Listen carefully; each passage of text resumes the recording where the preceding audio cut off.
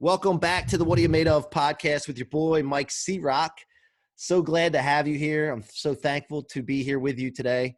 And thank you for joining us. And the support that you guys have given us at the What Are You Made Of movement is I always like to start the show off with gratitude and appreciation. And without you, I can't get my message across. So thank you so much. And again, I'm continuing bringing you great guests, great content for you to use in your life and business.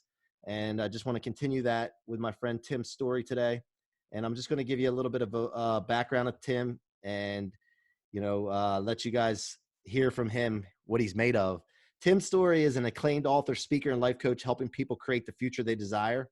He has inspired people from all walks of life, from entertainment legends to professional athletes, from executives to deprived children throughout the world, using seasoned, fun foundational principles and humor to get honest with people so they can overcome the obstacles that's holding them back.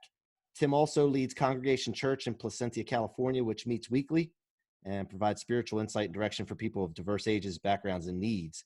And one of the things that I like is that he is part of the 10X movement. He was on the stage at 10X Growth Con this year and in the past. And I was really drawn to Tim because in my journey where I'm going through right now, it's such a young stage. I need people like him to look up to learn so that I can maybe skip some steps, not put the work in, but speed up the process, so to speak, and maybe learn from the mistakes that they've made in the past and get to where I'm going to help people faster. So, Tim, I want to welcome you to the What Are You Made Of podcast. Good to be on. And I'm loving the hashtag Waymo. Thank you. Thank you. Can you explain that to me? Yeah. So Waymo is an acronym for What Are You Made Of? And okay. I'm going to probably have to fight Google at some point because their self-made or self-driving cars is called Waymo. And I realized that after the fact, but it's totally different. We don't have any self-driving cars here, but it's just a catchy little thing that we've been using. And we call our coaching group the Waymo crew. So we have those hats as well. But thank you, Tim. I appreciate you being here. And again, I start off with gratitude. Thank you so much for taking the time to join me. I met you in Vegas, walking past you at the Mandela Bay. Introduce myself. Guys, I want to encourage you that when you see someone, go and introduce yourself to people. Introduce yourself and connect with people because great things happen. And we're going to have a great show today. And Tim, I want to start off, first of all, we always share this. Rule number one, the dominating rule of the What Are You Made Of movement is to turn all setbacks, letdowns, anything that appears negative into rocket fuel for your future. Once you grasp this concept in your brain, your life will never be the same. You'll handle things way better and be able to produce way more than you ever thought you could possibly. So that's the dominating rule. So we want to learn what are you made of and things that you've, coming up in the world and when you're younger, what drives you today? Well, I think that, number one, some people live by default, other people live by design. And usually the default hits real early in people's lives where, it's a fact that little children, most of them start with momentum and then some type of what I call life interruption hits them. It could be anywhere from their parents' divorce. It could be molestation. It could be they found out they have an illness, could even be asthma. But some type of life interruption hits them and then they find themselves living by default rather than by design. So design, as you know, is the scheme or the plan. So most people that I know when they were little, they were not really living by design. They were living by default. Amen. And they found themselves, what I say, wondering and wandering. Wondering and wandering, wondering and wandering. So when I coach people, I always say to them, when you were a senior in high school, what did you think of becoming? You would think that most people by the time that they're 17 or 18 at least would have an inkling, but most will say, I really wasn't sure because there was so much default that hit them and not enough design. So they were in that wondering and wandering, and I was in the same spot. So more reactive than proactive. Exactly. Right. I love how you frame that. I love it. So coming up as a kid, first of all, where did you grow up? So I was born in Compton, Compton Hospital. But, I always say it this way, we were lower income, but never lower class. We had 7 people in a 2-bedroom apartment, which is cramped. And then we had 7 people in a Volkswagen Bug, which is illegal. And, you know, my mother is Spanish, Vicentita Gonzalez. Her first language is Spanish. She speaks very broken English even to this day. So I'm a mixed heritage. And I think the big thing, Mike, that we faced was my father passing, but we didn't see it coming. So you got to understand, let's just go there for a minute. It is a weeknight. My mother's hungry. My father's hungry. We have already eaten. And so they're dialoguing as husband and wife. And they decide that they're going to order food. This is before Uber Eats. And he's going to go pick it up. Now, I've timed how far it is from the house to the restaurant. I did this as an adult. It was 12 minutes away. In the 12 minutes that he was driving, our lives would change forever, because he was going through a green light. You know, if the light is green, you can drive. A person ran a red light, hit him, and killed him.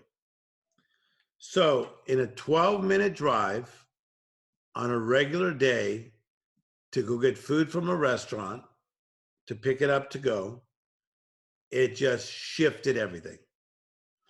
And part of that was, Mike, is what we did not have the foundation to handle this kind of life interruption. And that's why I've been able to do what I've been doing since the 80s and life coach stars, athletes, etc., like I do, is because most people, when they get hit and they fall on the canvas, they don't know how to get up. So I became a specialist of helping people turn their setbacks to comebacks, because it literally shattered our family and probably took us at least 10 years to have any form of a comeback. How old were you when that happened, Tim? I was 10. 10 years old. Yeah. You know, that's and the youngest of all 5 children. That's a common age for some people that I look up to. Grant's dad died when he was 10. My dad, they gave up on me when I was 11. Didn't die, but gave up on me, which I don't know if that's worse or it doesn't really matter. But just the fact that you know, that disappointment and letdown, that's a common theme I've seen with a lot of people. And I don't know if that's necessary to do what we do and have the drive that we do, something like that happening. But I knew there was some kind of powerful story, something that happened at a younger age for you for you to have the passion that you have, that I witnessed. Yeah, but Mike, I would say from over 30 years of doing this with the brightest minds in the world, that Grant's father, you know, passing, my father passing, I would say yours was worse, because we had no expectations. So expectation is a powerful thing. So the fact that our parents were deceased, we no longer had expectations. We just had loss and grief. Right. So when you have live potential and it doesn't come through, that's a lot of disappointment. Yeah, and you know, I guess the way I look at it is every day I drive off of it. I don't stick in it, but I drive off of it every day, because when he did that to me, and I love him to death. I don't ever say this to bash him.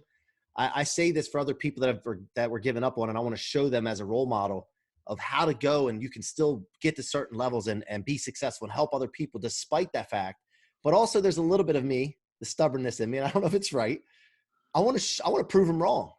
I want to show him something, you know, and I have that still. But if somebody passes away, I guess it's more of the spirit and their spirit that you want to show and make them proud, you know? Yeah. Well, I think that, you mind if I go there on you for a minute? No, bring it. I love it. Even though you're interviewing me? No, that's fine. I think that if we were to try to prove somebody wrong, I'm going to take you out of your power zone. Because the way I read you is that you're a person of empathy, compassion, you're a humanitarian, and you're all about lifting up the world. Right. And that's why people like myself, Elena Cardone, others are coming on your show because we like you. And so what happens is that when somebody offends us, if you're not careful, the offense will put you on the defense. Right. So rather than have you on the defense of I'm going to prove, you lose the purity of your flow. And so a lot of guys that I know, whether they play in the NBA or they're big rappers or big actors, they go from that energy of F you, I'm going to prove somebody wrong. And not that you said F you, I'm going to prove somebody wrong, but a lot of the guys I work with do come from there. And I have shown them that that is actually diluting your power. So the reality is that by you going back into your zone, which is compassion, love, empathy, everything that you are, it's just going to cause you to write and move up in such a beautiful way that anybody that doubted you, anybody who tried to pull you back will say like, whoa, yeah. And the point of that, let's just be clear to the listeners, the point of that is not to rise for ego. It is to be able to be known by more, to help more. And I have to constantly clarify that with people, because people, they think that you're not going to be humble. And I guess some people fall into that trap, but I remind myself every single morning that I wake up of my purpose of why I'm doing this. I'll give you an example, Mike. Let's take Nelson Mandela. Nelson Mandela was nice enough to come and see me speak years ago. He signed a book for me. Nelson Mandela was incarcerated for over 27 years, but he did not come out of incarceration after being beaten, spit on, ridiculed for his race and his stance of equality. He came out and walked in love, compassion, and all the things that you're going to do, and all things that I do. And he ended up becoming one of the brightest stars of the last 100 years in the world, to where we're still quoting him today. And so he did not let the offense put him on the defense. So that's great for all the people that are watching today. People will always try to offend you out of their weakness and lower nature. There will be people that are haters. I don't even address them. There will be people with a spirit of jealousy. They don't know why, but they want to get you. And we just refuse to go down to that lower frequency. I just don't play there. So when you started your journey coaching and inspiring people, and you were dealing with that as well, did it take you some time to understand how to deal with that? Or did you pretty much catch on to that right away? Because here's the thing, a lot of people that are listening that want to go on a journey like that, whether it's inspiring or coaching people or a dream that they have, they get talked out of their dream by the haters. They let them take it from them. Yeah. And did you have a period of time where you had to figure that out, or did you pick it up pretty quick? I think that it wasn't so much I picked it up quick on my own, is that, as you know, you could be the right person with the right plan, but then you need the right partners. And so for me, spirituality has always played a key role. I started going to church at age 4. And so whether it be like my junior high pastor or my youth pastor, or going to seminary and having professors that believed in me, later on in life, I've had 3 main therapists in my life that have played significant roles in my life from age 30 to present. And all of them were older and wise and did well in their field. And so I would say that from a lot of instructors and mentors and even some coaches, but really with my therapists, I have learned so much about energy, about the importance of not putting out negative energy for negative energy. So I am a pro. if somebody really messes with me, I'm not going to mess with them back. I love it. I'm really into Yeah. the art of war. I don't win by shedding blood, but I will checkmate your ass. But it'll take you a minute to realize I did it.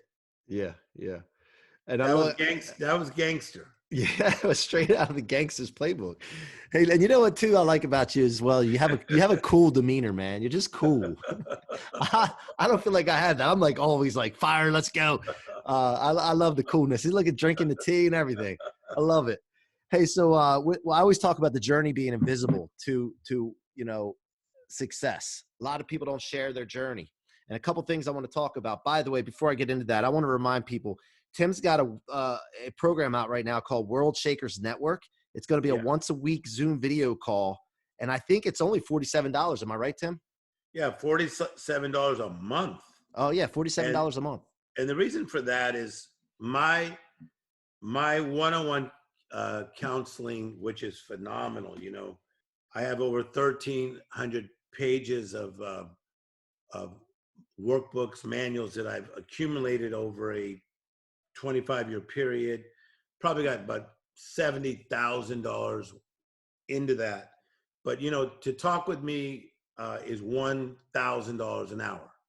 For working with celebrities, I make a ton of money, and I make a lot of money to go speak on platforms. But I wanted to make this affordable, and where people had no excuses at $47 a month. I mean, we're spending that over a month on a lot of miscellaneous, whether it be food or coffee or lattes or whatever. But for $47 a month, every single week, you get on a Zoom call with a team of world shakers, and we talk about the different areas of your life, your physical, your mental, your spiritual, your job, your dreams. And we just did our first one on Monday, and it was magical. It was flat out just magical. And the cool thing about it, Mike, is I've been to 75 countries of the world. So on every call are people from all over the world, and you never know who you get to meet and who you get to talk to, because I open it up with Q&A. And this is unheard of. I know of no other life coach that's rocking and rolling at our level that's saying for $47 a month, let's get it done. Well, one thing, what night is it? So we do it on Monday night. Monday night. And Okay. Joseph from my team will send you all the information on how they can sign up. But and don't just sign up for yourself. Sign up for your son or your cousin or your friend, and sponsor somebody else's change. Mostly during the COVID-19 time, this is a time to give somebody a life lift. Absolutely. And guys, if you're listening to this and you're interested in the World Shakers Network on Monday nights, it's $47 a month. You can't beat that. That's a no-brainer. I don't care what phase we're in life. I don't care what's going on in the world right now, especially now. This is worth it. Just reach out to me, and I'll make sure you just send me a message on Instagram or Facebook, and I'll get that link for you so that you can sign up with that. So, well, anyway, speaking of the journey being invisible, Tim, one thing I like to talk about is we don't always see, like, I have people come on the podcast. I'm coaching on here as well, talking all the time. And we talk about what people should do and how they can handle this and that, but we hardly ever talk about what we're struggling with personally. And I always like to get genuine and vulnerable. And I want to ask if you're willing to, what are some things that you struggle with currently or maybe in the past that you can share with the audience? Yeah, I would say that I've been very fortunate in the area of my health, that I was an athlete from, being a real small kid all the way through sports and did pretty well.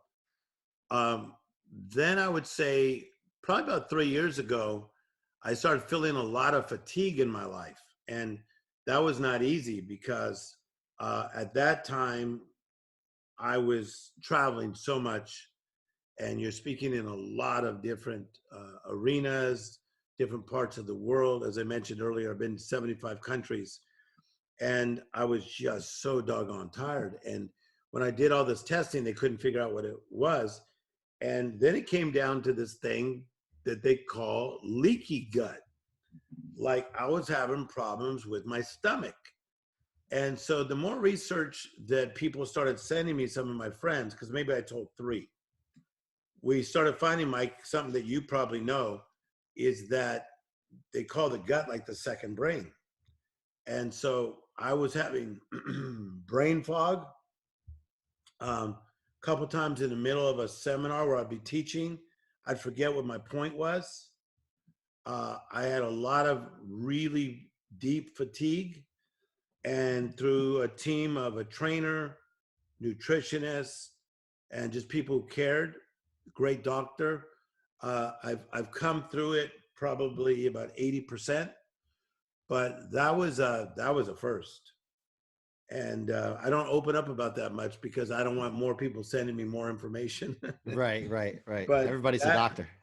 that was a real tough one Yeah. because what happened is I had responsibility at a 10 and my body was feeling at a 3, and yet I was in shape. Like people were seeing me and going, dude, you look great. But they didn't know that in here, my stomach, man, I was in pain. If I even leaned up against something, it hurt.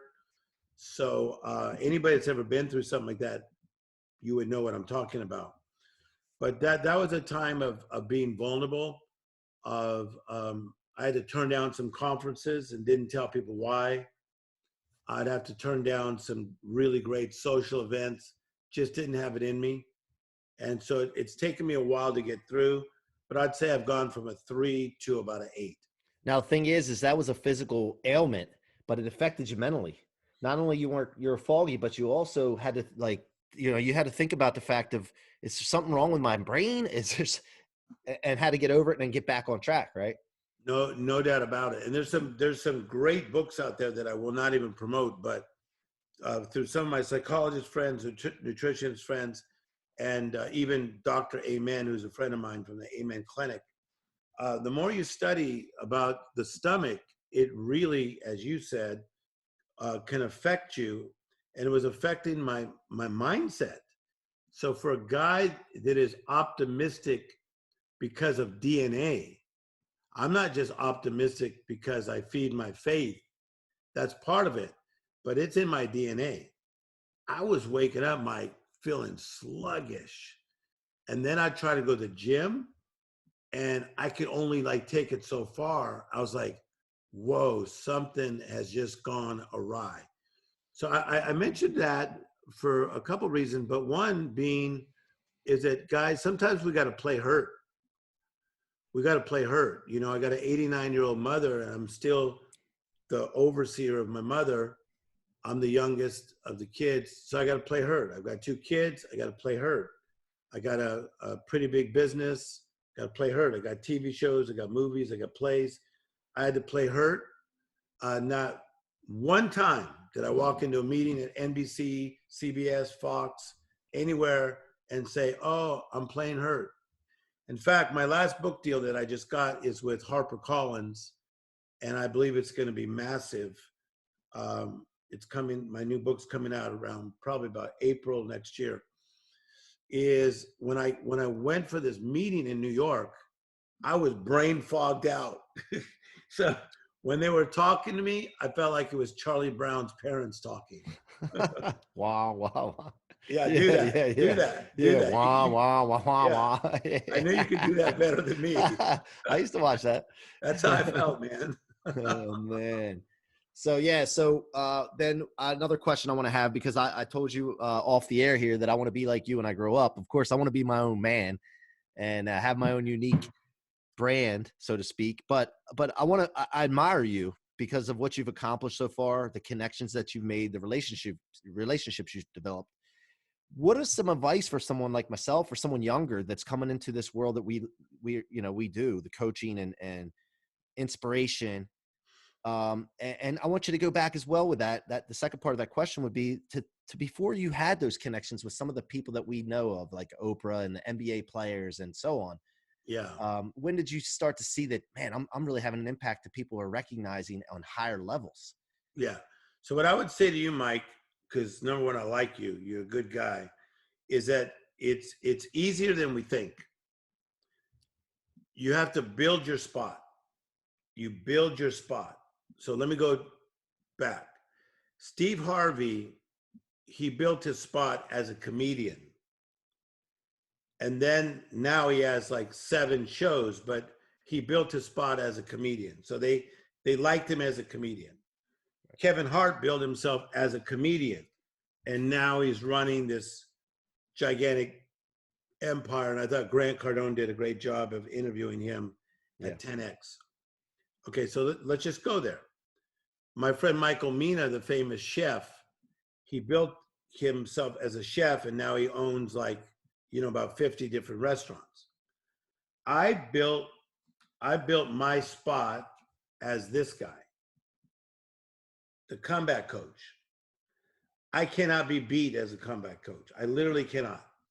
I cannot be beat because I've spent over 30 years understanding all aspects of a comeback.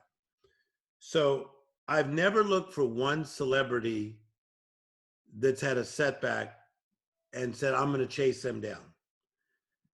I work with the biggest celebrities in the world, not 2 of them or 3. I work with the biggest celebrities in the world. Why? Because I'm really good at what I do. Now, don't ask me to fix your car. Not so good. Don't ask me to cook pasta. Not so good. This can't be beat.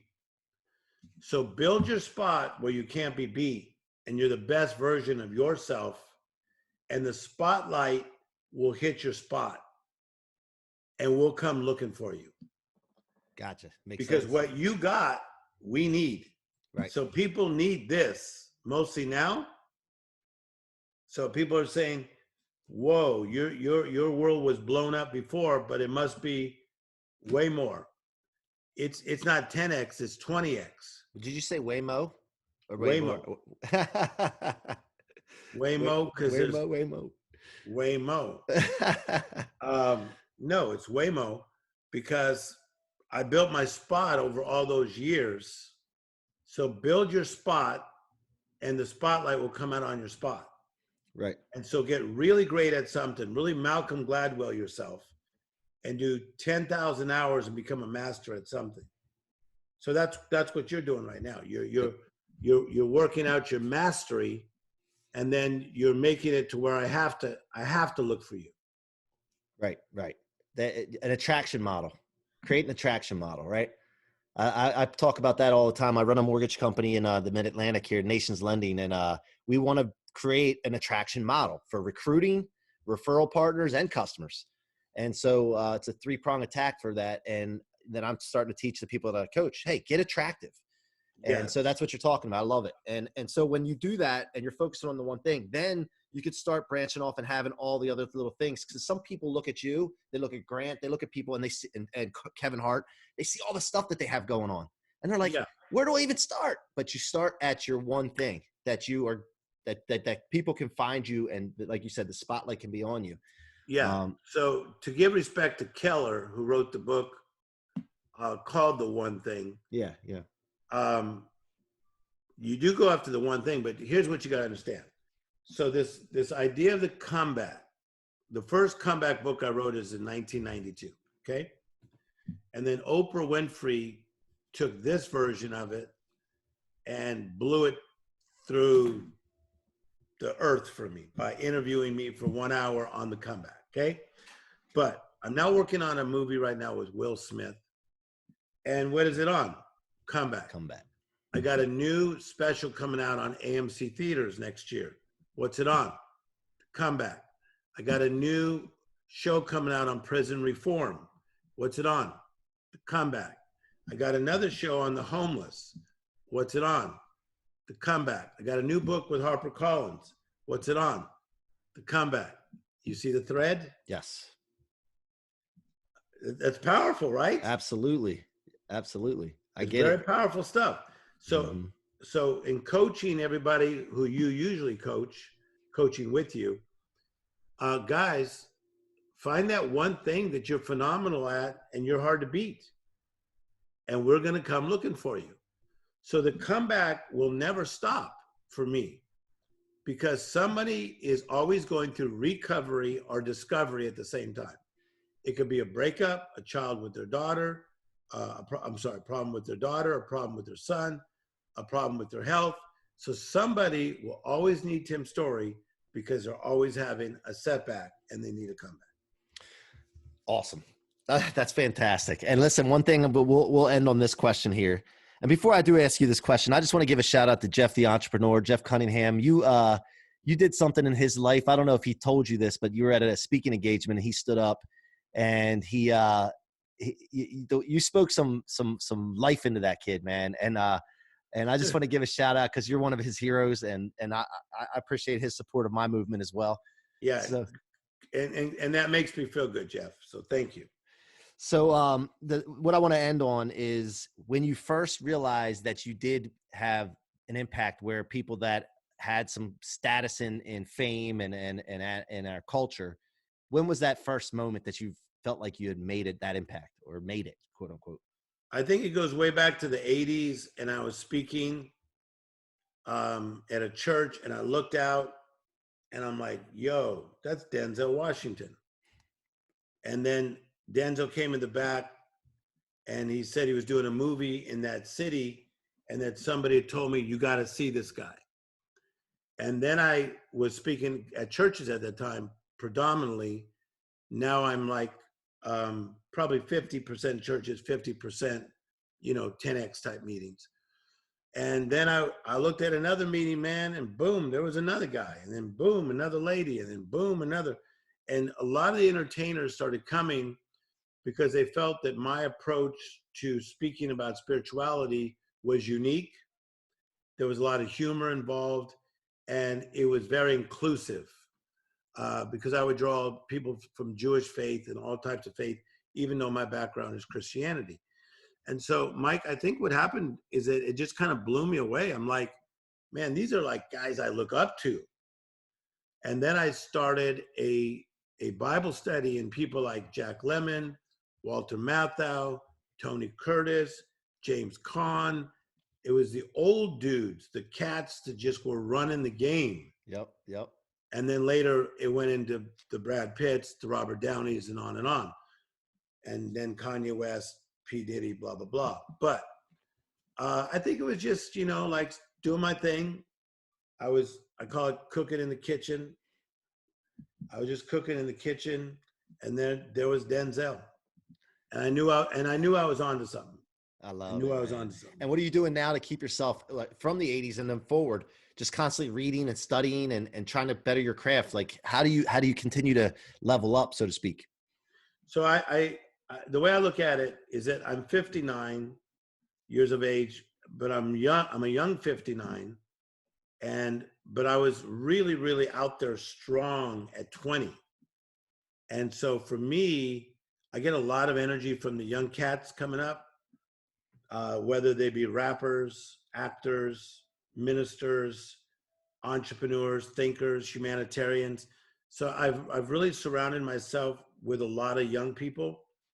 And if you watch my content, Tim Storey Official on Instagram, you see everything's got like a vibe to it. That's not by accident. It's the team that I have around me that keeps me really fresh. Then I hang out with a lot of the old cats like Quincy Jones, Berry Gordy, Smokey Robinson, Stevie Wonder. Those are still my guys. But from them, I'm learning how to be impactful for the duration. Like Berry Gordy that started Motown, my great friend, he's 90 years of age. It looks amazing. So I feel like life allowed me to push the reset button. And I've learned to really like keep a better pace. I'm not like crazy man anymore. I'm like moving with really good strides. You got that cool swagger now. Thank you. I had it before, but now it's more relaxed. Yeah. I love it, man. Well, listen, guys, just a reminder, World Shakers Network, message your boy C-Roc. I'll make sure I get that link to you so you can sign up. $47 a month. You can't beat it. We got it. Let's blow this thing up and support Tim Storey. And Tim, again, Thank you so much for being here. Listen, one thing, you haven't seen the last of me, and I look forward to any way I could possibly help you out. I don't know what it is, but if there's anything you ever need, all you got to do is message or call me. I'm there for you, okay? I'll fly across the country just to do whatever you No, need. we're going to continue to do things. I feel that already, no doubt. All right. Well, thank you so much. God bless you. Take care. And guys, you've been listening to the What Are You Made Of podcast with your boy, Mike C-Roc. Please go subscribe on iTunes, Spotify, or your favorite podcast platform. And also YouTube, Mike C-Roc, Ciorrocco. You can watch these interviews. Thank you so much, Waymo crew. I appreciate all of you. I love the support, and we can't do it without you. So thank you very much. Thank you for being a part of the What Are You Made Of podcast. So that you don't miss future episodes, please rate and subscribe to the What Are You Made Of podcast on your favorite listening or viewing apps, and follow me on your favorite social media platforms. I would love to hear your stories and past experiences and engage with you further.